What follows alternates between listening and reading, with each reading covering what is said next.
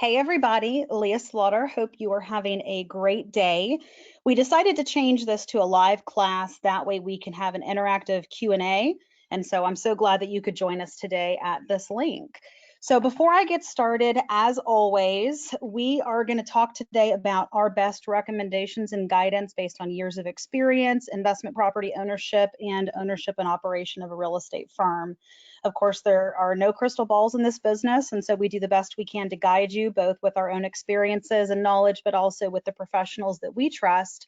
And of course, we recommend that you consult with those in your life that you trust. And, we're all in this together. Our goal is all to make money and build that real estate portfolio. And what we're going to be talking about today is one of those tools and one of those processes that we use to do that. I talk a lot about 1031 exchanges and a lot about the value of building a portfolio. And today what we're going to talk about is the exit, how we take you from an investment that you are in to sell it for either your own cash flow and cash gain purposes or for, and my preference, of course, 1031 exchanging to build that portfolio. So the purchase side is often very easy to think about because it's fun. You get to pick properties. It's very black and white because you know exactly how much money you have available and what you're able to do, what you qualify for, etc. And it's the back end of that process, capitalizing on the equity you have in that property after however many years, which for those of you who listen to me every week, you know that I preach that 2 to 6 year hold. And so the goal of today is to show you and walk you through the other side of the process, which is when it's time to sell, when it's time to reinvest, how easy and streamlined that process can be as an investor, and of course, especially when you work with us. Now, I also want to mention, and as I always do, we've got another upcoming webinar this week. This is a jam-packed week with webinars. And so on the 24th, we are going to have one of our exclusive investor webinars, and this is going to be a multifamily webinar.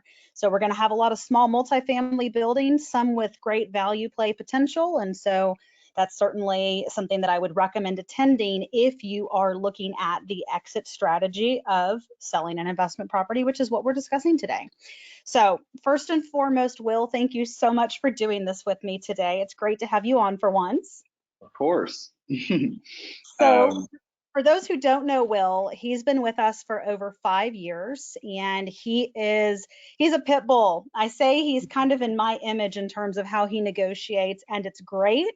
And I can tell you he sells all my personal investment properties as well. And I have, in all of my years, never met someone who is as tough a negotiator, but does it with such a sweet demeanor that I think the other side doesn't always know how good of a deal he's negotiated. So, Will, just major kudos to you. We're so glad to have you on the team. I appreciate it, Leah, and good afternoon to everybody.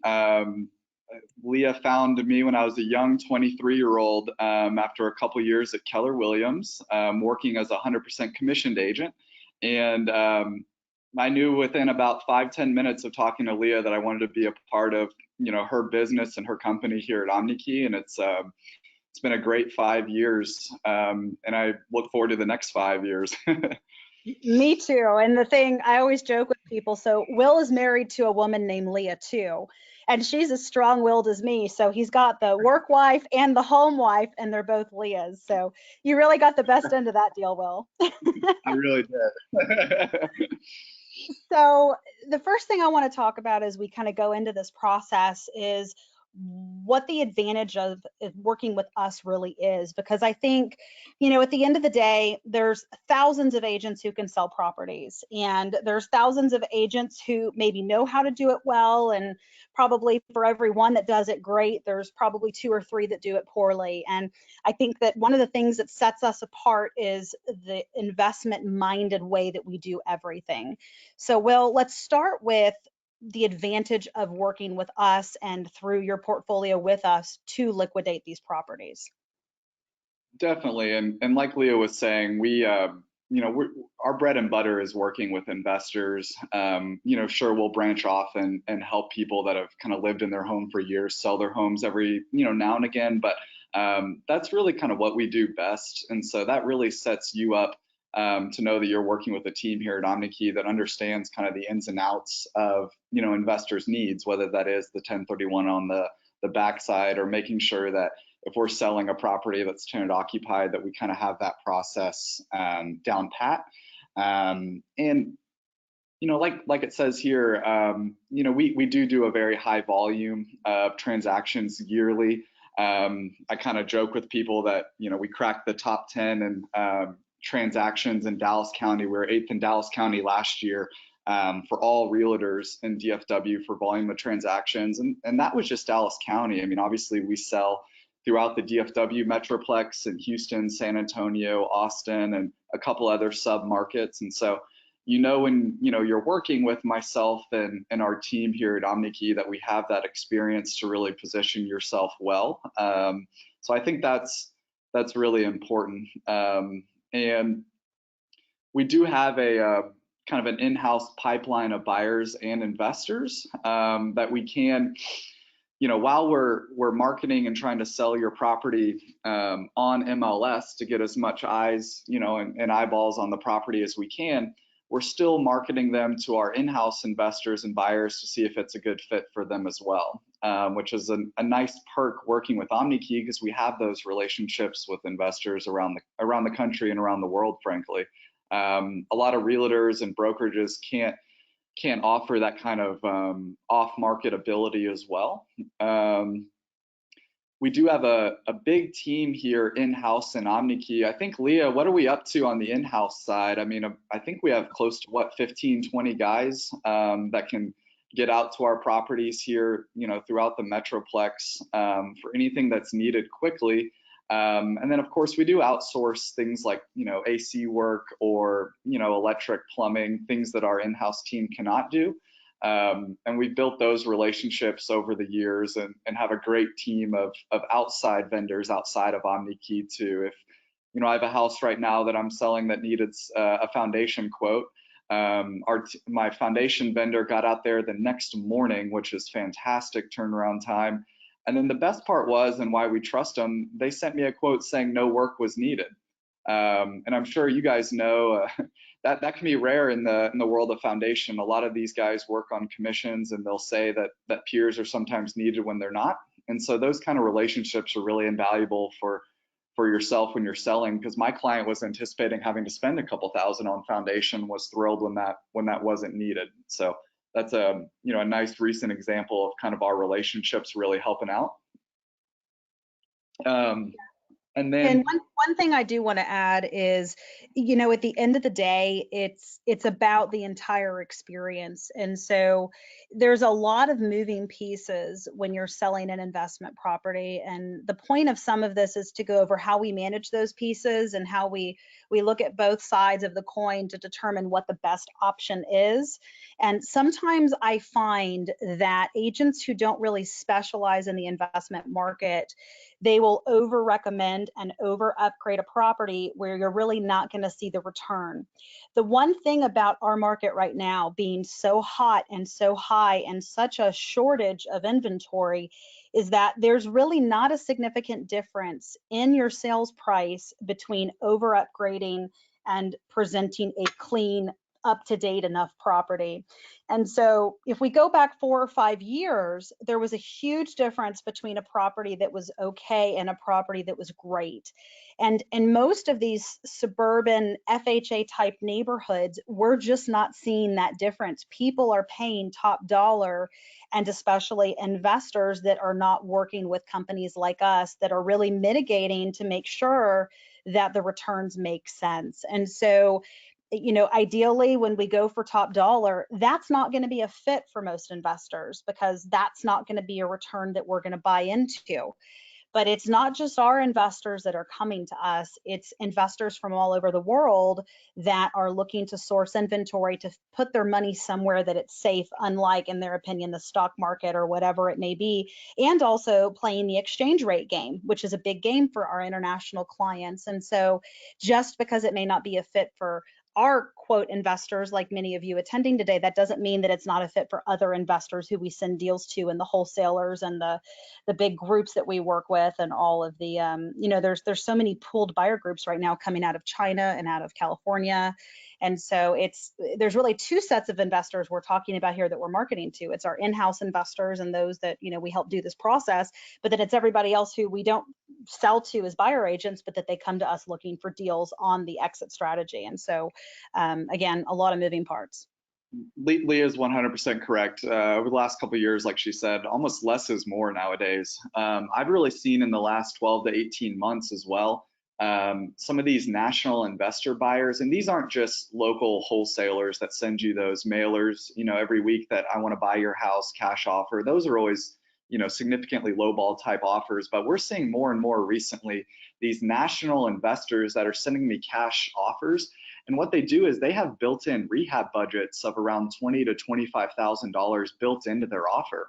So the great thing with that is as long as we come in under their built-in rehab budgets during the option period, and we'll touch on this later in the webinar, but the option period is when the buyer does all their due diligence. Then as the seller, as long as it comes in under that rehab budget, it's going to be an as-is sale. And so a couple of years ago, I was getting those offers, but they were usually lower. But recently, as inventories continue to go down, those offers have become more competitive and kind of market rate. And they go in and they do everything top to bottom like they want to do. So they'll customize the house, they'll paint it the colors they like, they'll do exterior paint, things that we're not normally going to do before a sale.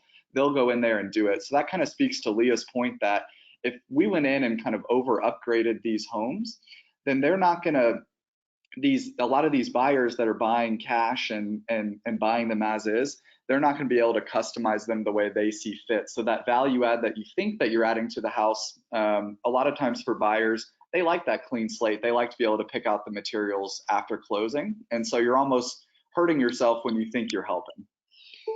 Exactly. And at the end of the day, the goal of all of this is to try to make everything as seamless as possible. And so there's the one sect of buyers we're dealing with that are looking for the vacant property ready to go. And then there's another set of buyers that's looking for those tenant occupied properties to buy with the tenant in place, just looking to place their money somewhere. And so what we do is we work to make a seamless experience for both different types of investment purchases. And we're going to walk through how both of those work and how we handle them. Now, I've got a question that's kind of related to what we just talked about, and it's getting calls every 2 weeks from cash buyers. What are the advantages and disadvantages of going with us over those guys? So, Will, I'll let you handle that one. That's good question. And that's kind of what I touched on. And so I used to get those at my old condo, and I still get them every now and again at the house I bought last April. And 99.9% of those kind of offers or advertisements you're getting are going to be significant low ball type offers. And so we always recommend to our clients to really ignore those mailers. Those individuals and companies are kind of taking a high volume approach where if they send out 1,000 or 2,000 mailers, if they get 3 or 5 hits that decide to sell to them, then it's well worth it. And so we would recommend to usually ignore those type of advertisements. And what I would say is those advertisements are actually where a lot of your wholesalers and your national real estate groups are getting their below market inventory.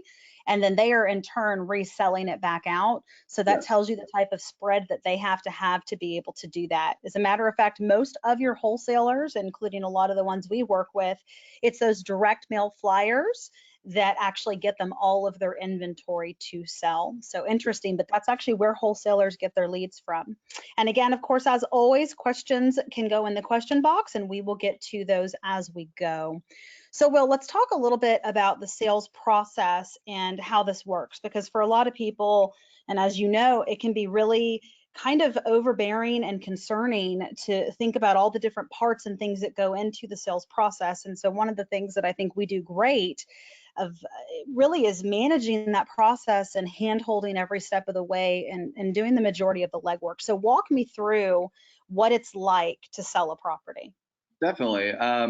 First thing that I like to do is not jump right into the real estate side of things. I like to get a little bit of background with the client, talk about, myself and my history here in DFW. And then, we'll jump into things, and I like to ask, to try and get a little, background history from the client about the house itself. I mean, anything that I need to know, about any previous repairs or any issues with the tenants, have they been pretty cooperative and paying the rent on time and things like that. So I want to get a brief history of the property from the client to kind of start out.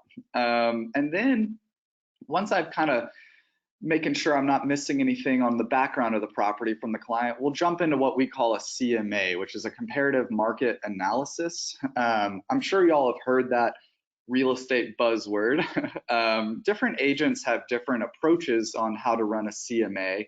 How we do it here at OmniKey is we'll do a 90-day snapshot.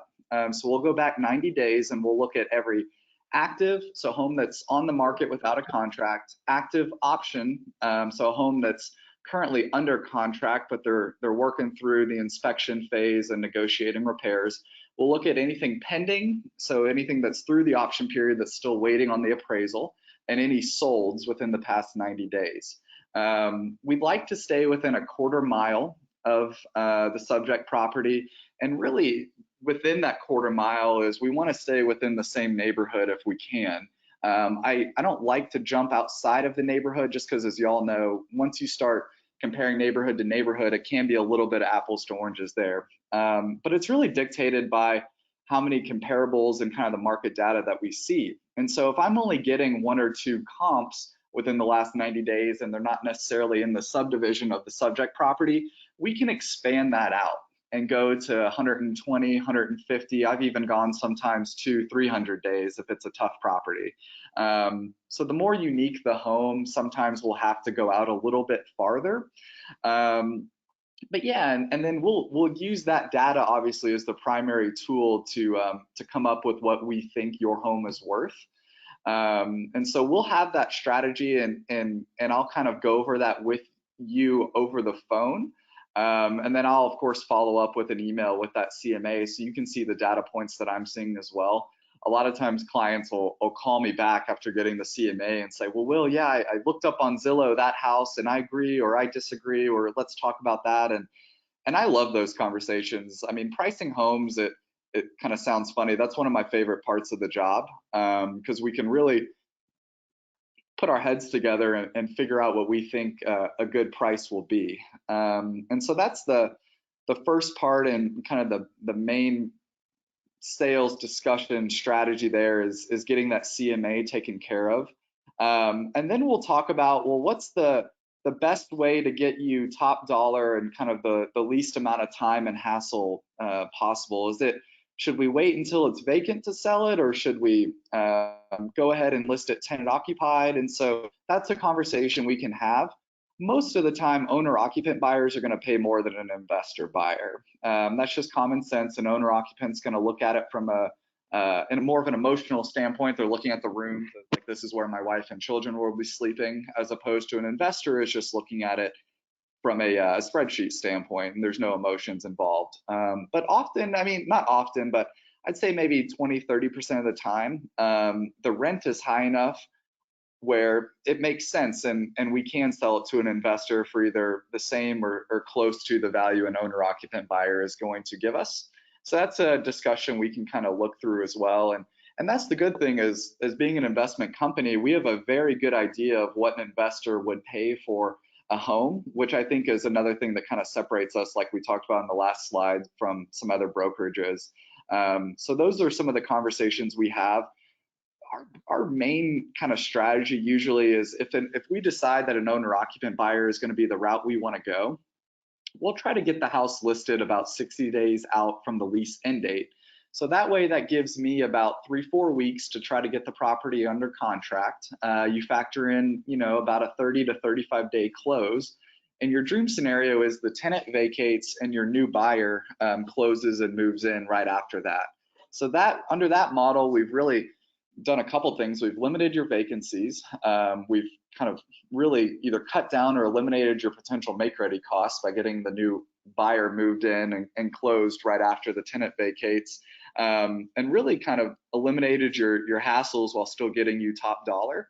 If for any reason we can't get the property under contract while the tenant's still in there, then that tenant will vacate. We'll get a make ready done from our team. We'll go over that make ready together, figure out what we think the best process will be. Yes, I think you should do this item, or no, I think you can hold off on, caulking around the toilet. We don't need to spend that $65 to get the home sold. So we'll go through that item by item, get the property fixed up and sale ready, and get the property relisted at that point with professional photos vacant.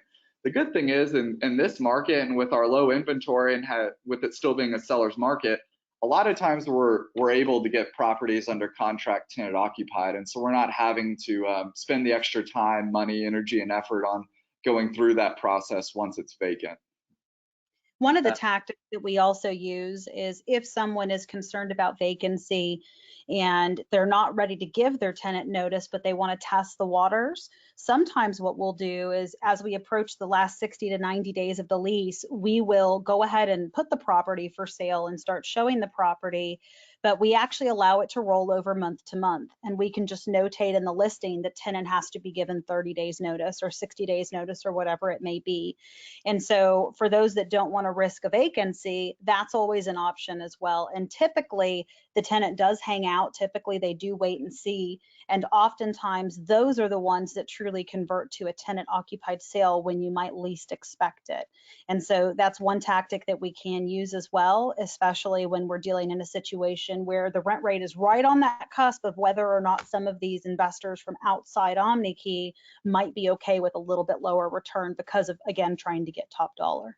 Agreed. And if a buyer has lost out on 2 or 3 homes because they've been beat out by other offers or whatever it may be, and they found a home that they love, but there's still a tenant that needs a 30 or 60-day notice, we've seen that they're much more incentivized to move forward on that in the last year or two because of the market conditions we spoke about than they were prior in the years before that.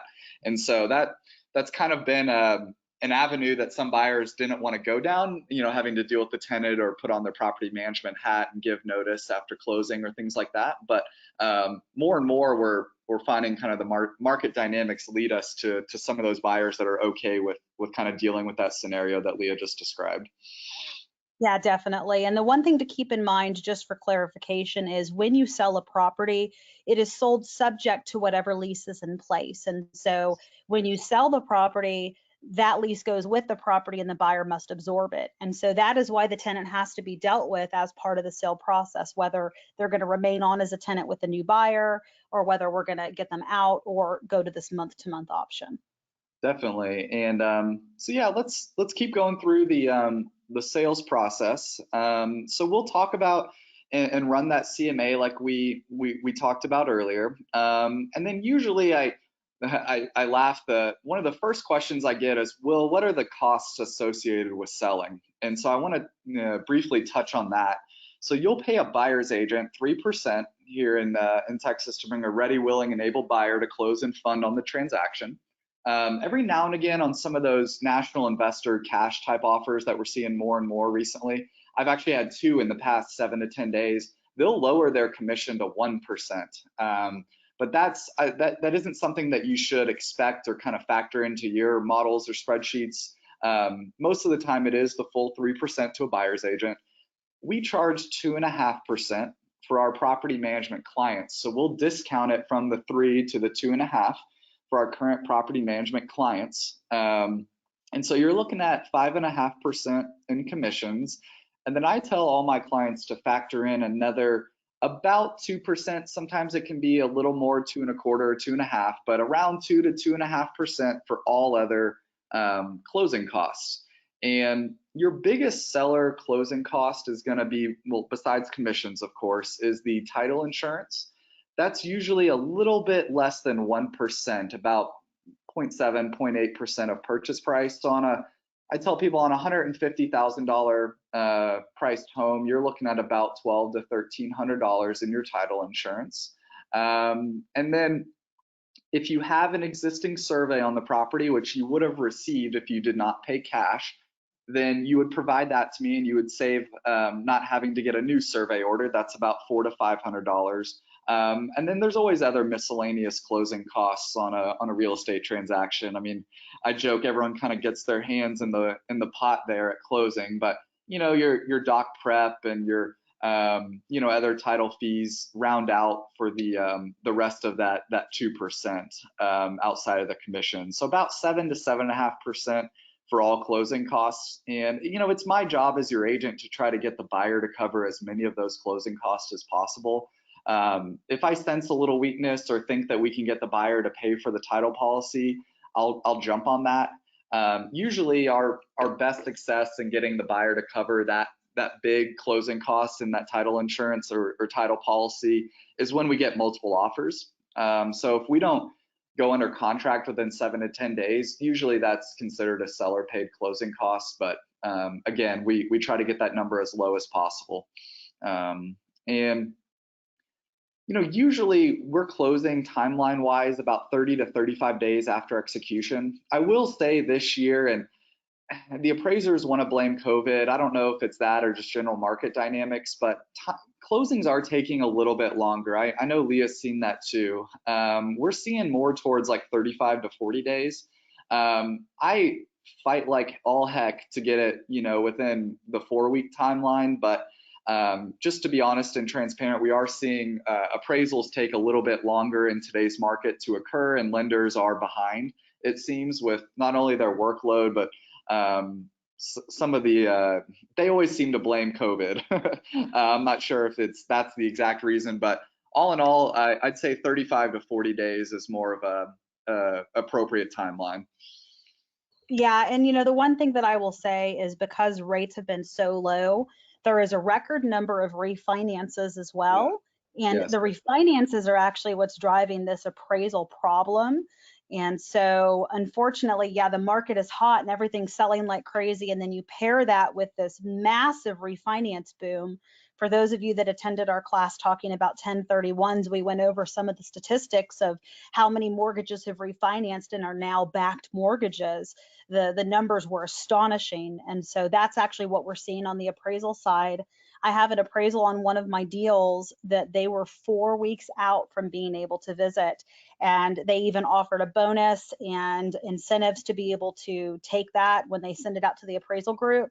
And, of course, because of all the things that happened in the last crash, the lender has to send it through a third party that then selects the appraiser and all of that. It's not like we can just call up whoever we want these days. And so it certainly has been a challenge, but what we're seeing, and specifically what I'm seeing on the new construction side, is we're ordering the appraisal a lot earlier. So typically when I represent a buyer, we don't want you ordering that appraisal on a pre-owned home until we're through the inspection period. And what we're seeing is a lot of buyers agents are now starting to go against that, and we're now ordering it up front so that we make sure we have it in time. And of course, the reasoning for not ordering that till after the inspection period is so if the inspection's terrible, you're not on the hook for an appraisal fee. But one of the things that you will see now more than typical is that appraisal actually happening during that option period or being ordered very early and being scheduled very early to try to compensate for how behind everybody is. And that's one thing. And if I see that appraisal notification come in the first couple of days while we're still in the option period, that gives me a little bit of added leverage to think, well, maybe I can get away with getting the buyer to cover some of these repairs because they've already paid for the appraisal and they don't want to lose this thing during the option period. And so when I see that as your real estate agent, I get even a little bit more aggressive during my option negotiations to try to save you even more money. Because that's a little small tell to me that, like Leah said, usually they used to wait until the option period because that appraisal fee can be anywhere around $500. And so just another little thing on my end that if we see that, we'll try to be a little bit more aggressive too during those repair negotiations. Yes, and I've actually got a comment here about you, Will, that somebody left. Kim said, and I'll just read this because I think it's wonderful. Will is great. He sold 2 of my homes and was able to sell at a fantastic price increase with very little closing costs within a few weeks. My buyer was all cash on both transactions, so it was pretty seamless. Thank you, Will. Oh, And these just sold, and I'll throw in there, this was actually a buyer who came to us and bought a lot of property with us new, and she made a boatload on what she just sold a few years later. And so we love it when things go perfectly, and that was one of those cases. But I wish all my transactions can go as great as those did, Kim, and I really appreciate your kind words. It was great working with you. so, once we get through that inspection period and we're done with all that negotiation, really from there, it's pretty smooth sailing. Yes, 100%. And and just to touch on these last couple bullet points here before we forget on this slide, I want to make sure we talk to our clients about their 1031 needs on the back end as far as their reinvestment goals. And so if they're going to be using the proceeds to invest in non-homestead investment type properties, then we want to save you the capital gains and defer that to increase your purchasing power down the road. A lot of times it can be the difference between maybe a second or a third home that you can use if you're deferring those capital gains. And so we want to maximize your reinvestment potential on the buy side. And then I'm sure a lot of y'all are familiar with DocuSign, but if you're not, it's an electronic kind of format that we use for all of our signing for docs. So those listing agreements, those IABSs, those documents that we have to send on the front end, and even throughout the sales process, we use DocuSign so that you can just electronically sign from your phone or iPad, and it's really easy and convenient. So that for our non-local clients, that's how we handle kind of the document side of things is with DocuSign. So we love it, and our clients really seem to enjoy it as well. And for those of you that are cash buyers or cash sellers, you can often do your paperwork with DocuSign as well, and specifically with the title company that we work with too. Now, I do have one question. What is the average turnaround time on an appraisal right now? And I will say right now, I've been seeing about 2 weeks, but Yes. 2 to 3 weeks ago, I was seeing 3 to 4 weeks. And so we have had some improvement in the last 2 to 3 weeks. And hopefully that's going to continue. Now, if the market gets really tumultuous and rates drop, and I don't mean the real estate market, I mean the general stock market, which we saw some indicators for last week. And for those of you that have followed my predictions this year, we talked about that was going to happen. I'm not at all surprised. And I think it's probably going to get worse now with Ginsburg's death and all of that, because there's a lot of just uncertainty as we approach the election. And so if that happens, the flip side of that is going to be even more refinances. And so we could see another issue with appraisal timeline. And of course, if we get into the cold season and COVID comes back into play, then that could, exacerbate the problem. So right now it's doing better. Generally when we order an appraisal, they get out within 3 to 4 days. It's back within 10. Right now we're seeing 14, 16 days to get it back sometimes. And, weeks ago, I saw some that took 4 weeks, especially in the outlying areas. So we just all have to hope that things continue on this trend of getting a little bit faster. I joke, a big part of my job now is just following up on appraisals. I feel like that's kind of all I do. It's just, hey, where are we at on this? Where are we at on the appraisal? Have they gone out yet? And so even more so, and like Leah said, it's really been kind of a big aspect trying to get that back as soon as possible. Exactly. Now, we touched a little bit on some of the expected costs, and one of the things that I wanted to outline is really what goes into that and what types of things you can expect to be negotiated as part of a purchase. And so we talked about the survey and how having an existing survey is going to save you on that. We talked about title insurance and some of those fees, but there's some other things that buyers may ask for in the contract. So we'll talk a little bit about what your experience is with them requesting home warranties on the front end, and then of course the concession and repair process. Definitely. And so it is very common for buyers, even investor buyers, to ask for a 1 year of a home warranty concession. That's usually going to be about $400 to $500. And the old days, I used to kind of fight to try and get that taken off for sellers, just have them save money on that cost. But now and recently, if the offer that's brought to us is not a low ball and it's fairly competitive, which most are nowadays, we'll go ahead and keep that in there just because it allows me additional leverage during the option period, where if I get a list of 8 to 10 things, let's say, that a buyer wants a seller to fix, if any of those items fall under the home warranty umbrella, I'll go back to the other agent and say, well, look, my seller has already given you a home warranty concession. Just take these and file them to the home warranty company after closing. So I tell my clients a lot of time that concession that you're giving up front will pay for itself during the option period. And it kind of gives us, a little goodwill to the buyer and get the transaction off on a good foot to grant that home warranty concession as part of the purchase contract. When you start talking about concessions and repairs, there isn't kind of a one size fits all. So every home comes back with its specific set of issues that an inspector, finds wrong. I joke with people, a buyer is paying an inspector $400 or $500 to go out there and find every little thing that's wrong with the property. And a lot of times clients will say, well, Will, I just did a $4,000 make ready. The home, they shouldn't come back with anything. And that's just more of a cosmetic kind of make ready there. And so paint, carpet, and caulking and cleaning and things of that nature. A home inspector is going to go in there and find, every little thing that is potentially wrong with the property. They're going to test all the outlets. They're going to look for any leaks. They're going to get on the roof, things of that nature. And so my preference as your real estate agent is to always give a concession if we can, instead of doing specific repairs. So instead of agreeing to fix 5 things on the house and send out 5 vendors to go fix these items, I'd rather just give, let's say, a $1,000 concession for those items, and the buyer takes the property as is.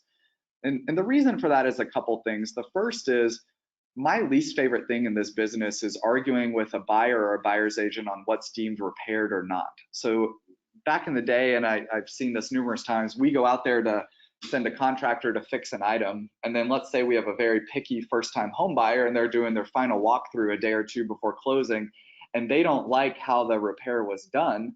Then we can have these kind of, last second issues that we're trying to avoid.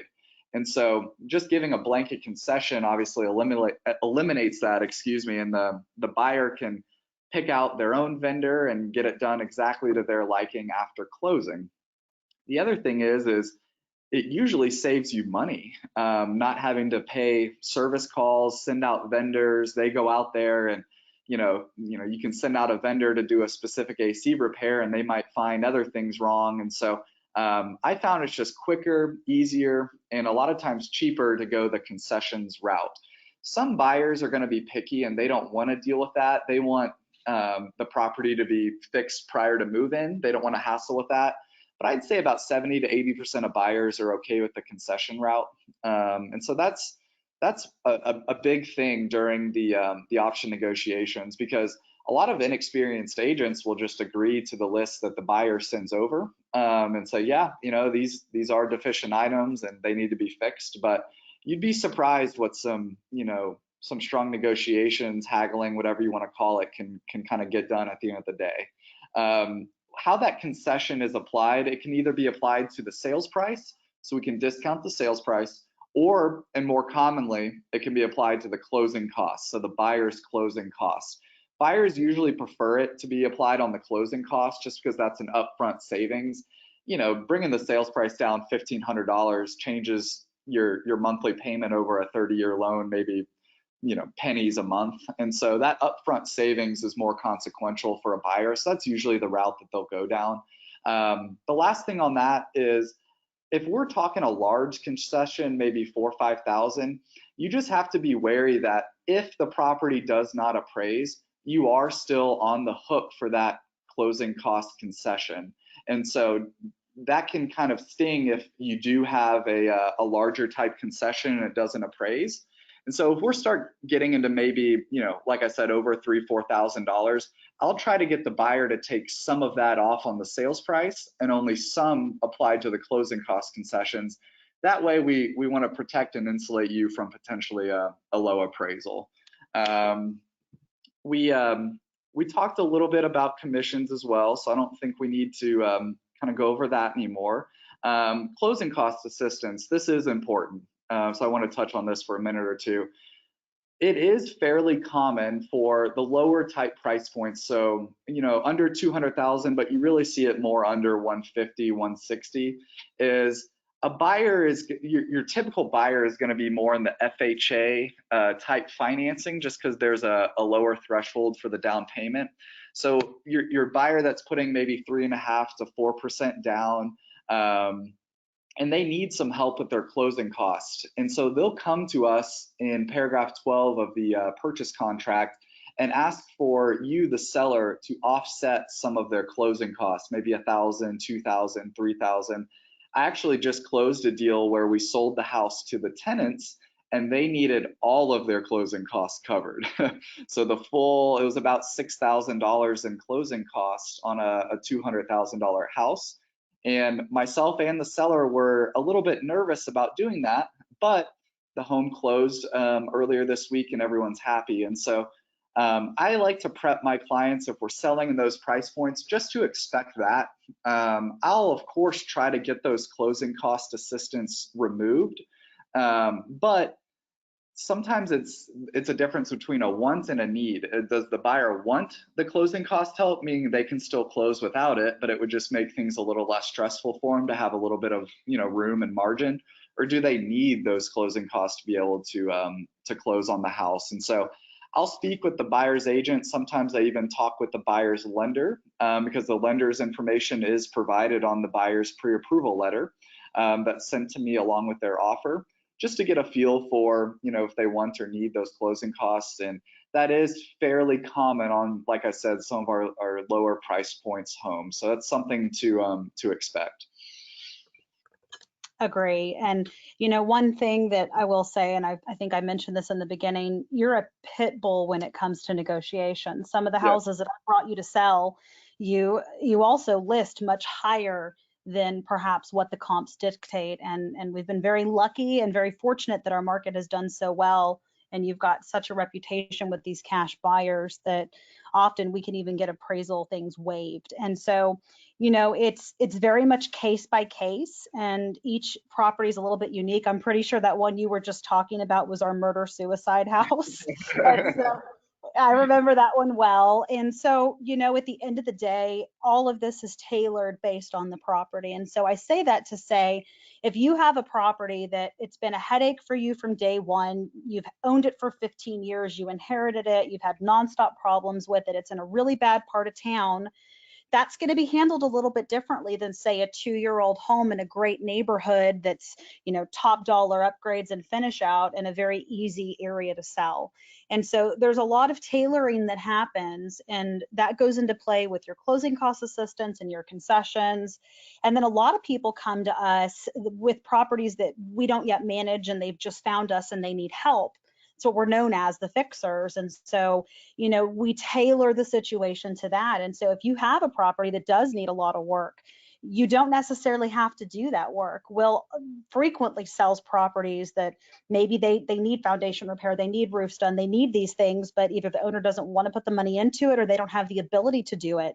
We see this a lot in inheritance situations. And so we still have the pipeline and the investors, and often I buy them myself to get rid of these properties at still a fair price. And so that's something important to remember as well. Exactly. And not to toot my own horn, but I've read more inspections than I'd like. And so I have a very good feel for what I think is reasonable to fix or not fix. And so if we get, and this happens, buyer's agents sometimes will take a shotgun approach and just send me repair amendments with every little thing on them. And we'll just take a Sharpie and just start going through things going, nope, nope, nope. And so I like to think I pride myself on, I have a good, like I said, a good feel for what I think is reasonable and not reasonable. And so that'll allow me to position, you in the property in the best possible way to get us through the option period with as little money out of pocket as possible. Absolutely. That's always the goal. So while we're talking about FHA and how this price point has a lot of FHA buyers, let's talk a little bit about conditional requirements for FHA.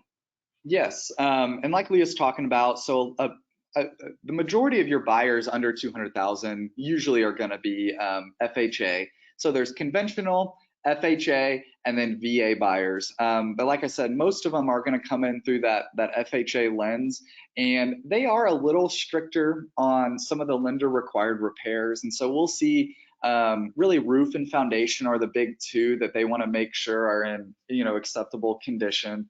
And then they can be a little bit stricter on some things like wood rot, that when the appraiser is out there, he will cite and have to have fixed prior to closing. And so those are some things that we'll work through, to make sure that that's not an issue. If we need to maybe give a concession for 3 of the 4 items, but then the one item that we don't want to get dinged by an appraiser, we'll go ahead and get fixed before they go out there. That's something we can get taken care of course. But and they can be a little bit stricter, on the FHA side of things on the actual appraisal itself. And so that's just something to keep in mind. If we have a house that does not have a lot of comparables and we do get an FHA buyer, we'll do our best to see if the buyer will one, waive that appraisal contingency, and if they won't, then just be cognizant that we might have to just dig a little bit deeper on the appraisal and make sure that they have any applicable comps that help us meet value. Yeah, and sometimes we'll even see conditional issues with conventional financing and conventional on investment property, meaning Fannie Mae. And so you have to keep in mind that if your property has roof or foundation issues or those types of major things like mold, for the loan products that we're going to put you through on the investment purchase side, that's not an issue because that's all part of the investment financing. But if you're working with a buyer that's doing traditional conventional financing, or you're doing traditional conventional financing on an investment property, they're not going to allow those repair items to be present. Carpet, as long as it's functional, even if it's disgusting or if it's removed, then that's going to be okay. But foundation problems and roof issues and all of that, that's going to be a stopping point for conventional financing. The one thing I will say also about FHA is that there is a FHA product that does allow repairs to be rolled in, and that's the 203 type of loan. And so we don't see those frequently, but they do exist, and they're often used in very cheap homes that need some small amount of work, maybe just foundation and a roof or something like that. And so it is possible that you could go with an FHA rehab loan for a buyer on a property. But generally, when we have that type of property, we're marketing to cash buyers because they're solid, they know what they're doing, they know what they're walking into, and they're a heck of a lot more likely to close. And so if we have a property needing work, that's what we're looking for. Yes, and yeah, go ahead. Oh, no, you're fine. That's all I had to say on that matter. Awesome. And last thing on that, guys, is appraisers aren't getting on the roof. They're not doing foundation elevation readings like a foundation company is. But if they see signs of roof leaks or significant foundation movements, that's when they kind of cite those items. So they're not actually climbing on the roofs. So our process when we're going through this kind of sale process is we do the marketing, we're marketing it out to our investors, we're updating you weekly on the showing feedback. And tell me, what do those updates look like, Will? What should a seller expect, and what are you checking each week when you're looking at the situation with a listing? Definitely. And so, I really pride myself in my communication, and not only do we do kind of weekly updates through our Buildium system, which is our software system that we manage, all of our inventory and properties through. I want to make sure I'm accessible. So you'll have my cell phone number, my direct line. You can call or text anytime. Trust me, my Australian clients wake me up sometimes at midnight, and I love talking to them too. So I'm always available on that side of things. And then we'll go over and examine our showings mainly. And there's a third-party company here that handles all real estate showings that's called Showing Time. And they have a great platform and software that shows me when I log in every single showing, when it happened, the agent, and any feedback. So we have automated feedback forms that we send to every single agent that shows our properties. It asks them 5 questions about the house to help get a feel for how the showing went. And then I'll compile all those showings and send them to our clients and go over those either over the phone or over email, just to make sure that they know the kind of activity that the property's getting and how much showings we've had. My goal is to get at least 2 to 3 showings a week. If we're not hitting those numbers, then that's when I start going in and seeing if we need to talk about a price decrease. And so that's a big thing, just to make sure that we're priced right and getting the type of feedback that we want. If we're getting showings, like I said, over those 2 to 3 a week, and we're getting good feedback, but we're just not finding the one yet, the one buyer that wants it, then, a lot of times we won't get super aggressive on the price and hold tight. But that's where I'll kind of rely on my experience and my expertise to see if, yes, we do need to drop the price, or no, we don't. So we'll talk about that, like I said, weekly. And then let's see here, what's next? Inspections and option period. I think we talked about that, Leah. And incentive discussion. So, we can do a couple different things besides dropping the price. Sometimes we can offer like an upfront closing cost incentive. So if contract executed by this date, seller will throw in an extra $2,000 in closing cost help to the buyer. Some agents like to increase the buyer's agent commission as a way to help sell a property. I've never been a big fan of that, just because a buyer, that doesn't really move the needle, in my opinion, for a buyer if their agent makes more money.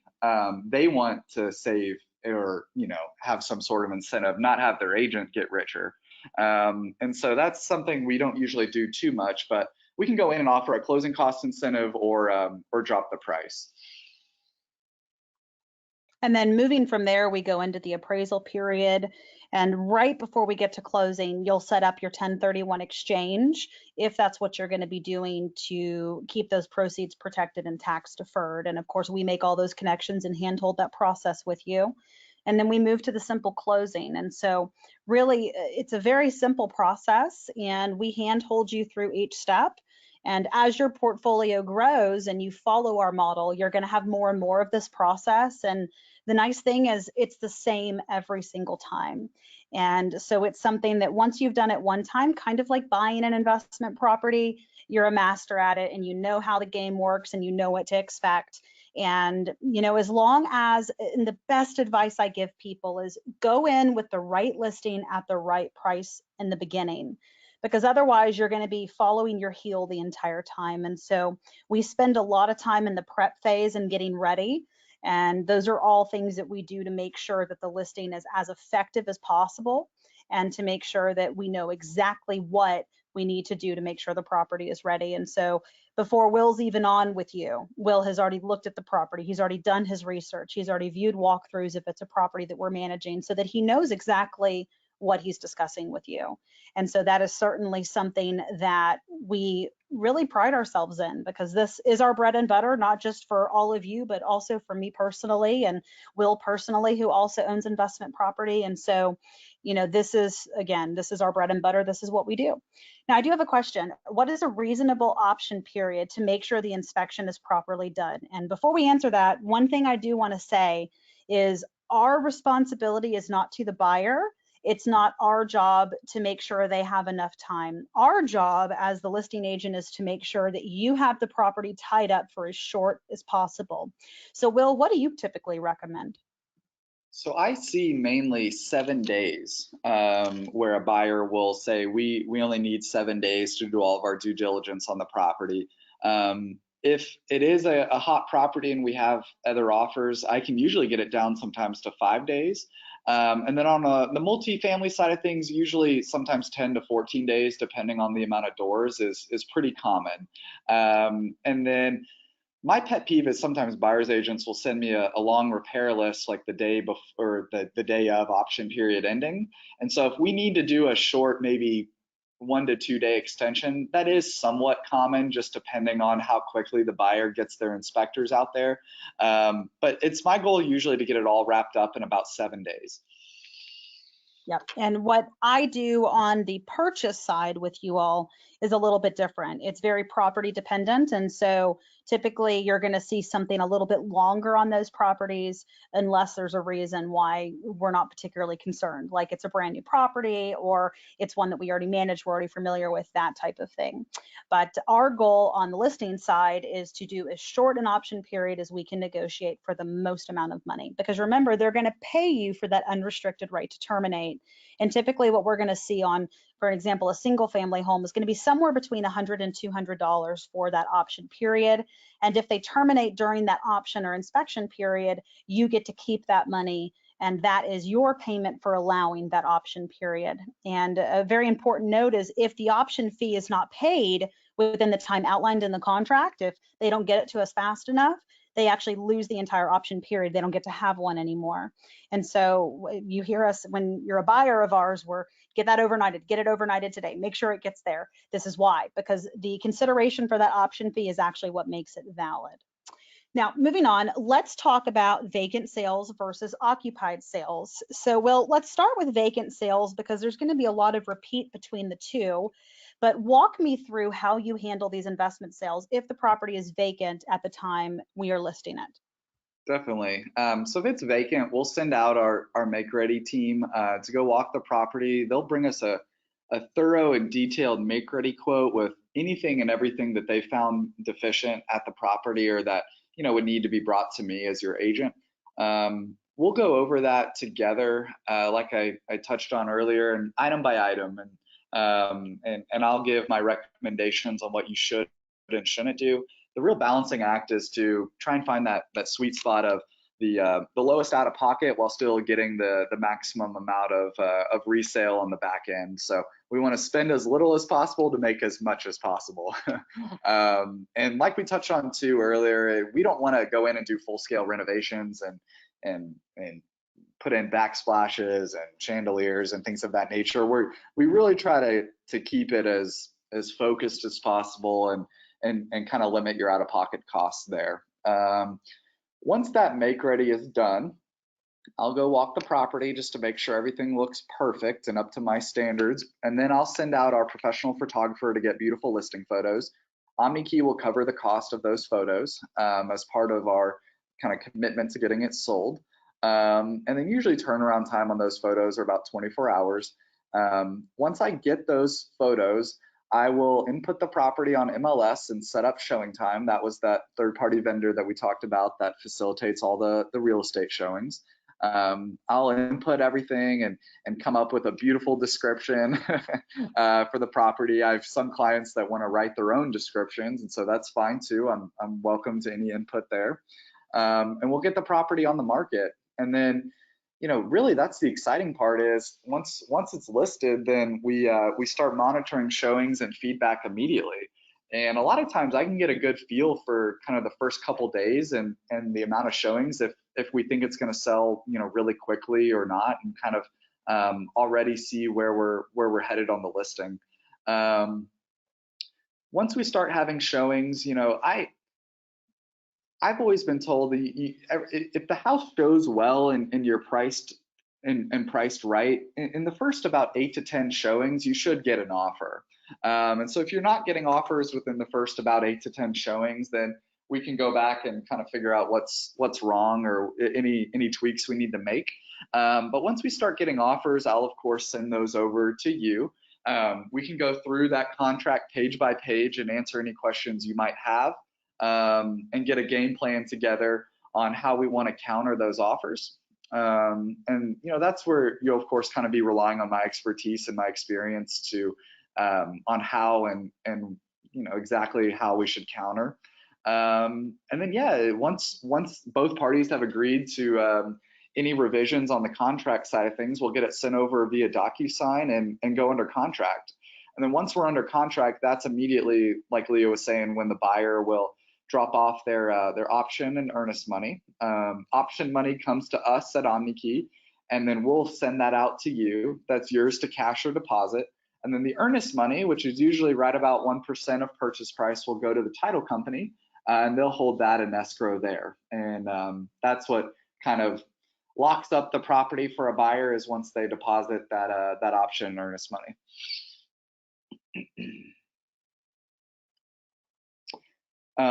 Let's talk about once we're under contract. We'll wait for the buyer to send out their home inspector during that option period.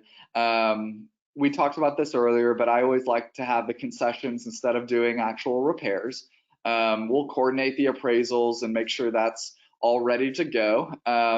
if the property does come back with a low appraisal, so let's say we're under contract for 200,000 and the property appraises for 190, let's say, that's when we really try to get the buyer to pay some or all of that difference out of pocket, because unless we've gotten them to agree to any appraisal contingencies, but let's just say we haven't. Let's say it's a traditional type of negotiation where we're not getting any sort of guarantees that the buyer will pay over appraisal.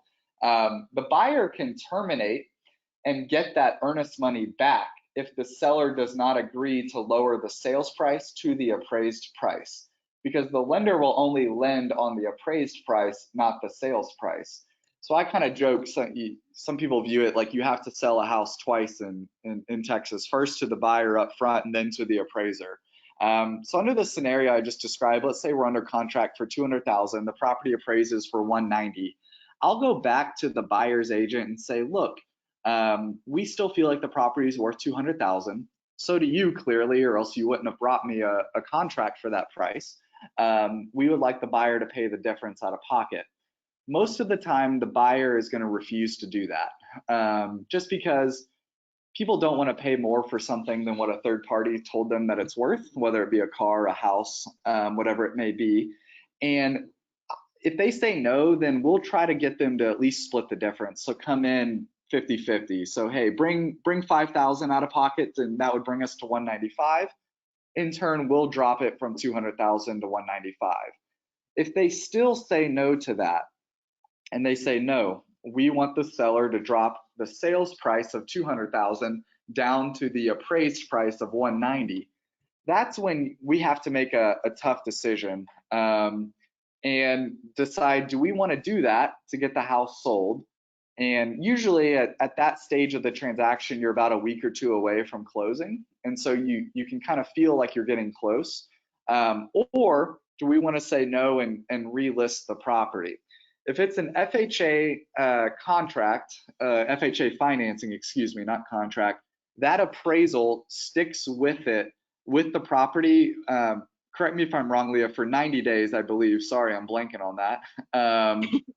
And if it's a conventional offer, it does not stick to the property. And so we could go back on market and find another buyer, go under contract again, and try our luck with another appraiser. But there's no guarantee that the property is going to appraise at the 200,000 a second time. It could appraise at 195, 193. It could appraise even lower than the previous appraisal. So that's the kind of inherent risk, is do we want to take another 30, 45 days to try to find another buyer to keep the home vacant, to go through another round of option repair negotiations and cross our fingers that the second appraisal will be higher. And forgive me, one thing, and let me back up briefly, is we can protest the appraisal. And so once we get that low appraisal, we can try and fight that appraisal and go in, and I have to find comps that the appraiser did not use. And most of the time the appraiser, they are using the applicable comps, and so there isn't really an avenue to fight it. But if they aren't using all the comps, I can provide 3 to 5 more comps and explain why I think they need to be used. And then it'll go into, it's called like a re-examination, and they'll resubmit and see if they will, they'll change their appraised price. I've been doing this a while. I can count on one hand over the last couple of years how many appraisals I've successfully petitioned and had them change the price. And when they do decide, yes, we were wrong, they only usually come up a very minute amount, maybe 1,000 or 2. And so that's usually not a solution to the issue of a low appraisal. The solution is getting the buyer to pay more than the appraisal, the appraised price. And so those kind of negotiations can be tough because a buyer is usually pretty dug in on only paying the appraised price. But we can try and get them up, and then if not, we make a hard decision if we want to drop the sales price to the appraised price. Anything else you want to add there, Leah, on the appraisal, low appraisals, kind of that whole situation?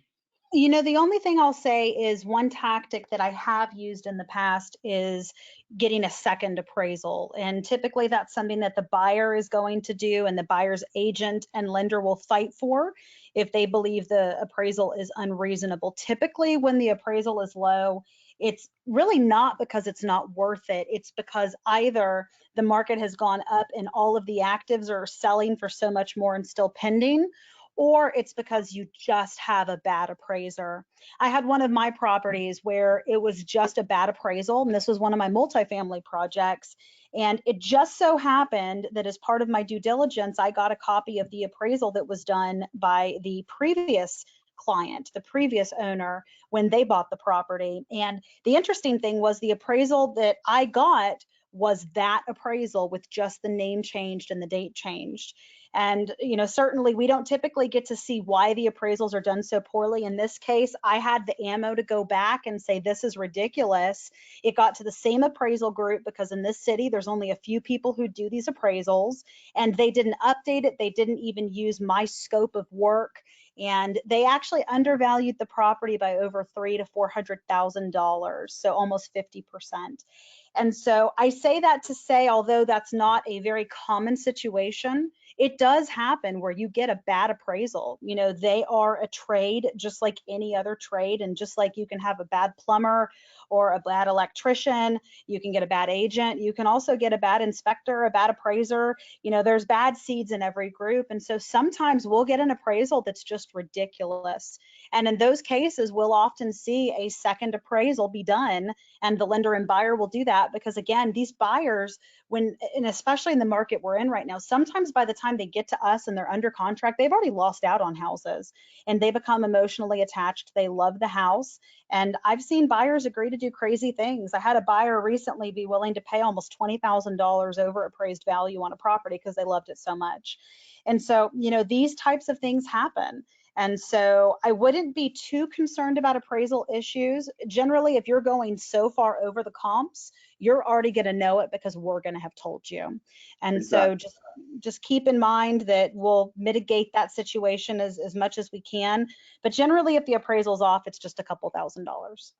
I get asked often, Will, what do you think the house will appraise for? And, you know, I kind of chuckle and I'm like, well, I don't have a crystal ball, but they're looking at the same comps and data that we are and that we did earlier before we priced it, before we listed it, excuse me. And so, you know, I do my best to kind of forecast what I think an appraisal will be. And I'm not listing homes at price points that I think are absurd relative to what they'll appraise for, because that does me no good. So, but you know, the best thing you can do is to go into any appraisal at the highest purchase price possible, because I have seen that sometimes the price on the contract can influence a little bit what an appraiser appraises a home for, just because they want to try and get it as close to that sales price as possible, so there aren't, you know, further appraisal disputes and more work for them. So, but you know, I agree. The appraisal can be a stressful part of the transaction, especially if it does appraise low, because you feel like you're kind of in the clear. We've negotiated the price and any you know, issues on the contract initially. Then we've gone and negotiated any repairs or concessions during the option period. And you almost think, yes, we're in the home stretch, and then a low appraisal can sometimes derail things. So we always keep our fingers crossed and kind of hope for the best on every single appraisal, but it is a bit of a variable whenever there's a human element, you know, going in and pricing these homes. So. Absolutely. And I've got a couple questions about our 2 to 6 year process and the financing on the buy side. And so if you have any questions about that, reach out to me and I'll send you over other classes that we've done on that subject, or I'll have one of our investment sales members give you a call to go over how that all works and what we recommend and why we do what we do. But I've taught 4 or 5 different classes that attack that from different angles. And so I wouldn't even have time to begin to go into that today. So just shoot me an email or give me a call and I will get you that information so that you can take a look and see why we do that and how it intensifies your returns by like 300% over the long term. So Definitely. Last thing on this slide is we'll definitely make sure and coordinate with any out-of-town sellers to make sure they're comfortable with all the figures on the CD. I mean, 90 to 95% of my clients are not local, so we're obviously very equipped to help there. making sure, like we've said, that the 1031s are accounted for. I've had clients change their minds, go back and forth if they do want a 1031. Just let me know even before like the last day or two, and we can get that on the closing docs for you. And then, yeah, making sure that the closeout goes smoothly once the property's sold. That doesn't mean our work is done. We want to make sure that all utilities and services are canceled if vacant. If it's tenant occupied, then we'll make sure that the tenant has the new buyer's contact information for rent payments.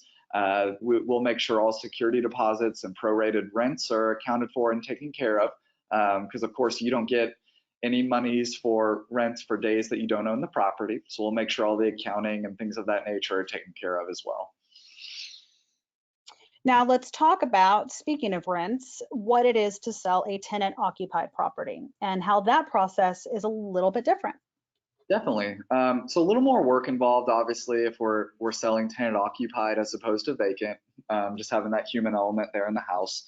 First thing I'll do is I'll call the tenants just to let them know that the owner of their residence has decided to list it for sale. That can catch tenants off guard a little bit, like, oh, you're kicking me out, or oh no, I'm going to be forced on the street. And so I'll reassure them that, don't worry, the lease does transfer to a new owner. I'll kind of hold their hand and calm their fears through the sale process. And then I'll talk about the big thing is going to be showings. And so I have to explain to them how showings are going to work, and that real estate agents and their clients are going to be walking through the house they live in. So of course, naturally, that can be a little bit jarring or upsetting for people to have those showings. But at the end of the day, and I don't mean to sound callous, that's just part of being a tenant, is if your landlord decides to sell the house, that you do have to cooperate with that sale process. And luckily, we make sure that's all clearly outlined in their lease, that they do have to cooperate and allow sale showings.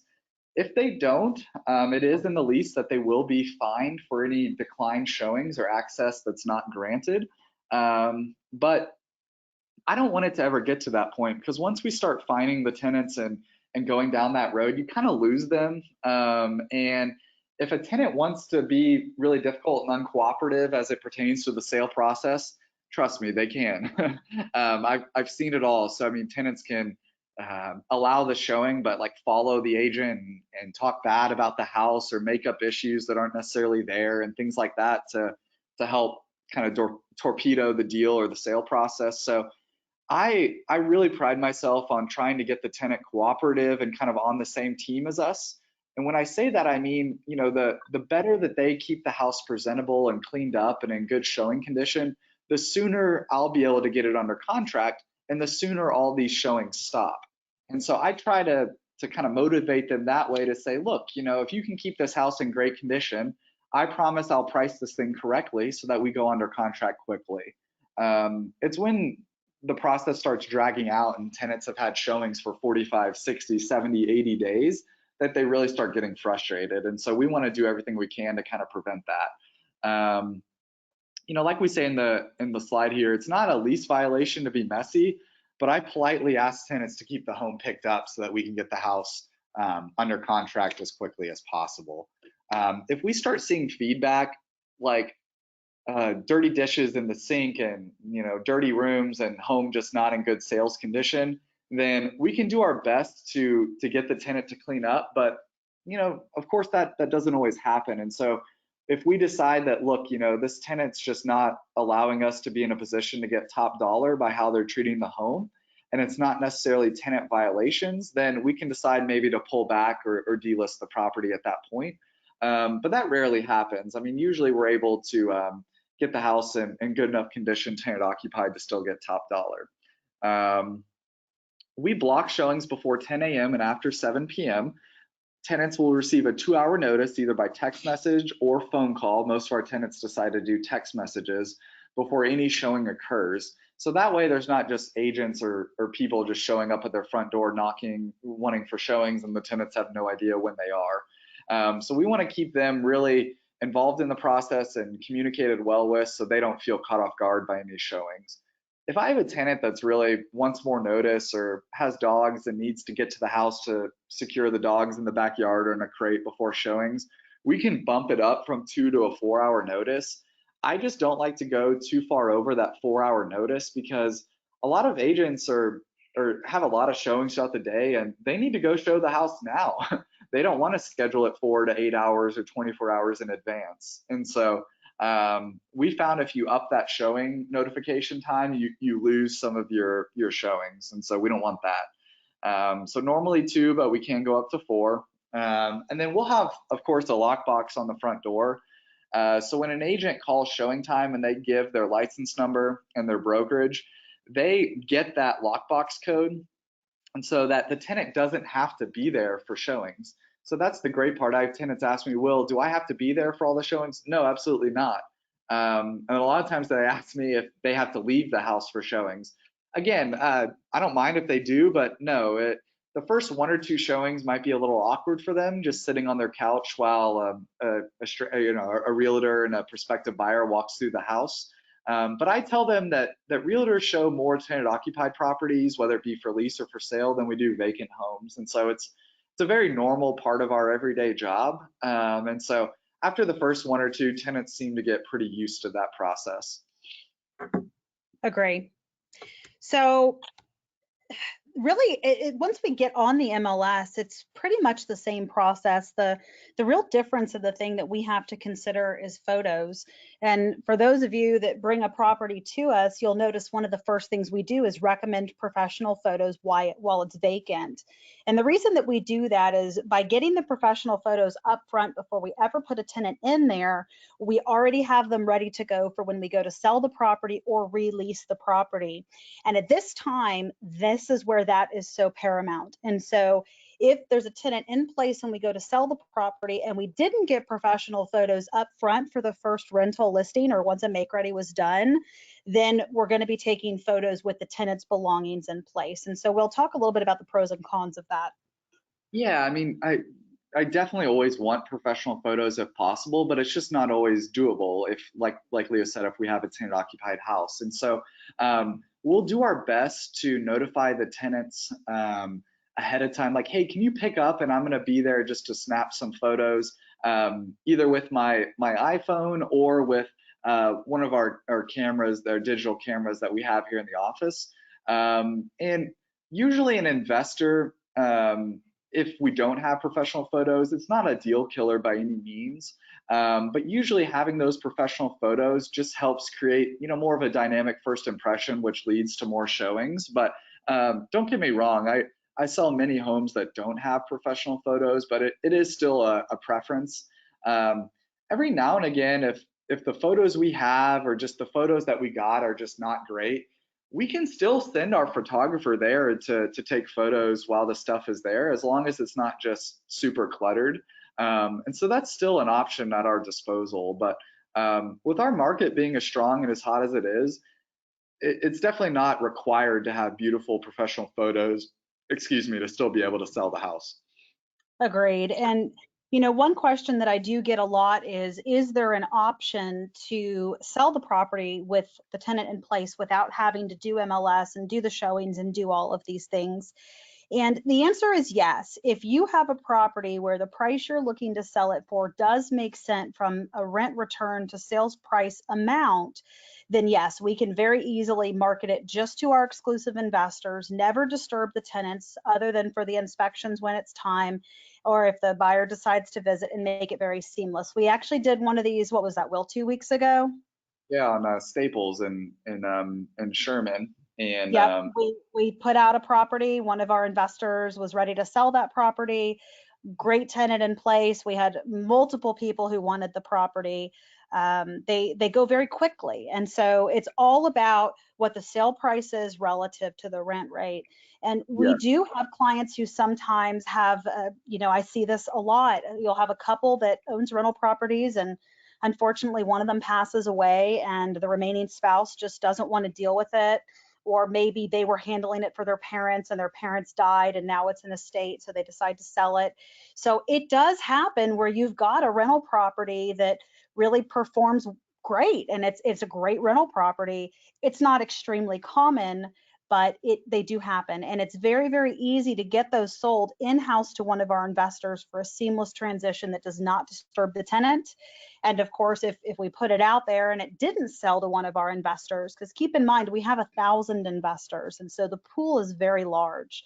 And so then if it didn't sell, you have no harm, no loss. You haven't disturbed your tenants. We haven't had any of those problems with showings and everything else to frustrate the tenant to not want to renew. And so that is an option as well. The cost is the same to you, but some owners do choose to take that path first and see how that goes before we go open market, if you have a property where the numbers work.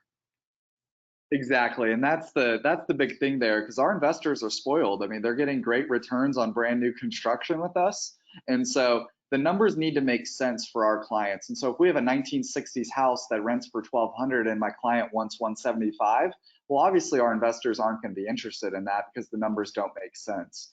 And so if the numbers are a little slim on a deal and we need to get it on MLS to get more eyeballs on the property, I kind of joke with clients, it only takes one dumb investor that really needs either to park some money from a 1031 exchange, or they need to reallocate funds for any other reason, or they kind of feel the effects of the hot market and they want to get in now before prices continue to increase, then we'll get it on the market. But more and more, we're like Leah said, trying to send it out to our investors so that they get kind of the first chance and the first glimpse at some of these homes before we put them on the MLS. And the other thing you have to remember is a lot of first-time investors that we handhold that come to us, we talk a lot about the big clients and the big deals, but our bread and butter and our major client base is brand new investors, people who've never done this before. They love to walk into a tenant occupied property that they don't have to do anything. They don't have to worry about repairs, even if we're handling them. They don't want to have to worry about getting a tenant. They just want to walk in to passive investment income. And so they're willing to take a little bit less of a return to do that. And so oftentimes we can make those numbers work, especially if your property is in good condition. Imagine if you've never bought an investment property before, but you want to, and then you see a property and you've come on with OmniKey and it's already has a tenant that's been screened and has a good credit scores, good income. It already has a professional company that's in place managing it. You already know the history of the property, all the previous repairs that have been done, and you take over and start making money day one. And so that really does appeal to, like Leah said, a lot of newer investors. Absolutely. And so really the final piece of this is just keeping in touch with the tenant about the process and how the sale is going and what to expect and when it's going to close. Beyond Definitely. that, once we're through inspection and appraisal, other than final walkthrough, there's really no more visits to the property to be in the tenant's way. Definitely. We don't want the appraiser to show up and the tenant doesn't know they're coming, so they don't let them in, and then we have to wait another week or two before they can get out there. And so we'll obviously be in touch with the tenant to make sure they're kept aware of anyone that needs to be there. Exactly. And one thing that I will say, a lot of the people who are buying with us, we're putting you through portfolio lenders where they're not doing full appraisals.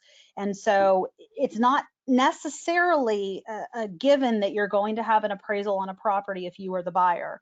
And so just keep that in mind. The people that we are selling to that are not our investors, they're not really doing the same type of unique financing that we do.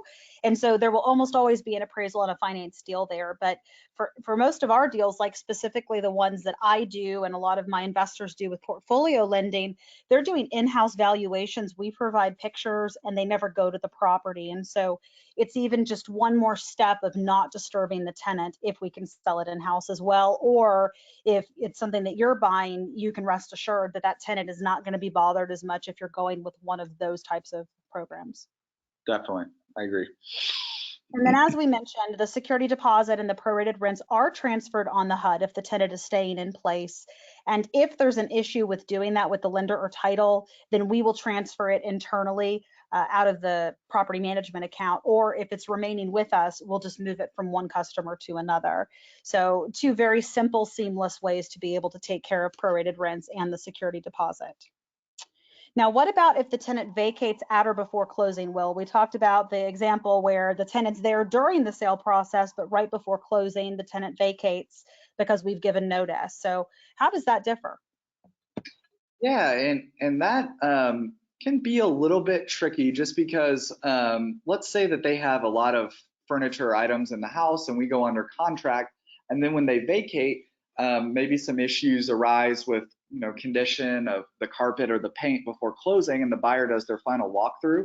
And this can be a little bit of a gray area. Every transaction's different, but if there is any concerns from the buyer on the tenants, if they're out of the property before closing, we'll just address that by a case by case basis. And like we talked about earlier, try to just give a concession if needed before closing for any kind of material defects that arise once all their stuff is out of the property.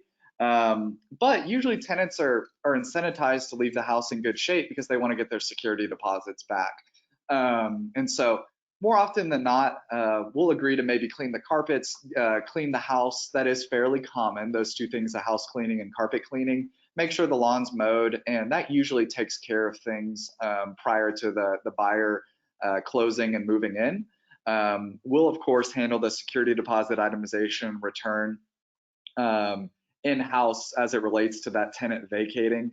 We have 30 days to get that back and handled, and so that's something that's handled by the property management side of things here at the company. I don't handle that security deposit itemization, but we'll make sure that gets taken care of. And we hope that they leave it in great shape and we're able to return the full security deposit to the tenants. That's of course a win-win situation for everyone. So that's how we hope that happens. But yeah, any new damages or things of that nature. I mean, this is rare, but we've had weather events happen a week or two before closing. If a windstorm blows down a section of the fence like 3 days before closing, you are still responsible to get that repaired and fixed prior to closing. And that's why buyers do those final walkthroughs usually the day before closing, just to make sure that the house is still in the condition that it was when they went under contract on it. Yeah, and the one thing that I will add is those of you who are managed with us, we do hold our tenants accountable. We do our visits, we are documenting the condition. And although we want to be fair always, we are going to bill the tenants for every possible thing that is their responsibility, because that's our job and it's their responsibility to maintain that property. And so you just want to make sure that you understand that that is something that we do. And of course, anytime we're billing a tenant, there can be difference of opinions from the buyer's agent or the buyer of what they think should be done. And so we do our best to touch up wall to wall instead of spot touch-ups, because you're never going to match it unless that paint is new. And so again, it goes back to that concession versus completing repairs item. And so if there is significant damages, there is an option to give a concession in lieu of doing it. And so that discussion comes back into play. And again, case by case, but generally when they're buying these properties with tenants in place, they already know what the condition is, because you don't, walk into a property and 3 days later it's trashed. You can already see that the walls are grimy, the tenant's been there a long time, there's wear patterns in the carpet. Generally, those things are going to be visible. It's the things that are covered up that become a problem. Like if the tenant bleached the carpet and put a rug over the bleached spot, things that we're not going to know, the buyer's not going to know until that tenant has vacated. And those are the types of items that we're really stuck dealing with on the back end. And whenever that happens, which really isn't too often, I mean, both sides are close to the finish line, and so usually we're motivated to get it figured out one way or the other. And so, it usually is not a deal killer at all. I can't think of any, Leah, where there's been significant unexpected damage right at the end and it cost the deal. So definitely not an issue we come across too often. Yeah, no, me as well. I can't think of one offhand. I've got a couple of questions here. Some of these look more like comments. I'm looking to offload 4 or 5 single family homes and would like to 1031 into a multifamily, but I'm afraid of the 1031 timing not working out if I try to sell them one by one. So depending on what your portfolio looks like, and I know who you are, I know your portfolio, it's possible we can actually do a package. And we have a commercial marketing avenue that we do when we have a package like that. And we use other places to offload those types of properties as well, not only our internal investors, but also LoopNet and other commercial listing marketing places. And so that is something we could definitely do. And certainly if you're wanting to consolidate all of the equity from all of those and do a 1031 to go into a multifamily, then that's very difficult. If we're talking 2 properties, often that can be a little bit easier to manage. But when we're talking about 4 or 5, I really think a package is going to be your best bet. The things that you need to make sure of is, number one, they're all in the same tax identity. So remember, with the 1031, it has to be like for like, not only with the property, but also with the individual owner. And so we need to make sure they're all the same taxpayer ID. And we can easily do a package, and Will has done many of those. In fact, Will, I think that you're closing on a 7 property package here this week or next. Is that right? Tomorrow, we're really excited. Seven townhomes as a package deal in Denton for 1.46 million. It's been a great transaction. Yep, and you sold another package of 7, almost identical, recently as well. So we do a lot of packages. And then I personally, as a buyer, I buy tons of packages. For those of you that follow my investment rehabs and things on Facebook, I buy lots of package deals. And so for higher volume investors and for those looking to try to have as little involvement and time as possible, that's a great option. So we definitely can help you with that, TJ. And then I've got more questions about the 2 to 6 year process and how all that works. So again, please send me an email. Omar, go ahead and just reach out to me. Let's do a call and I can answer those questions more in depth. And I saw a couple of you already sent me emails when I mentioned that earlier. So I've got lots of classes looking from the 1031 angle, looking from the new construction angle, looking from whether you pull money out of the property or whether you sell to capitalize on the equity with the 1031. I've looked at this issue from lots of different angles to show you all the reasons why we preach this. And so for any of you interested, I can send you all of those previous classes we've done this year going over those items. Other than that, I don't see any other new questions. So here is Will's contact information and of course my contact information as well. I've put our local numbers, but you can always use 833 OmniKey. It's going to get you to the same place. Otherwise, thank you everyone for attending. This was a huge class, so it definitely took a while to get through it, but really important information. And Will, again, thank you so much for being here today and for being such a blessing to our company. It's just wonderful having you. I appreciate it, and thank you everyone that stayed and listened with us. I really appreciate your time. And as always, this will be posted to the YouTube channel, and the final link will be sent out to you with this video for any of you who came in late. Otherwise, we have the exclusive investor class on the 24th, and then a robust cast schedule every single week for the next few months. So take care, everyone. And I do want to let you know that we have given a lot of thought to our quarterly mixer. You all know that I've skipped the last 2 in light of COVID and everything else, but we are going to go ahead and resume. I think that we are all comfortable with making a commitment to our casino party we do every year and going back to our quarterly events. And so keep a lookout. Those invitations will be going out in the next few weeks. And again, it will be at my personal home. And for those of you who haven't been with us at least a year, we do every 3 months, we do some type of huge event for all of our investors and family and friends. And, you know, we're one big family. And so we want to make sure that we continue with that feel.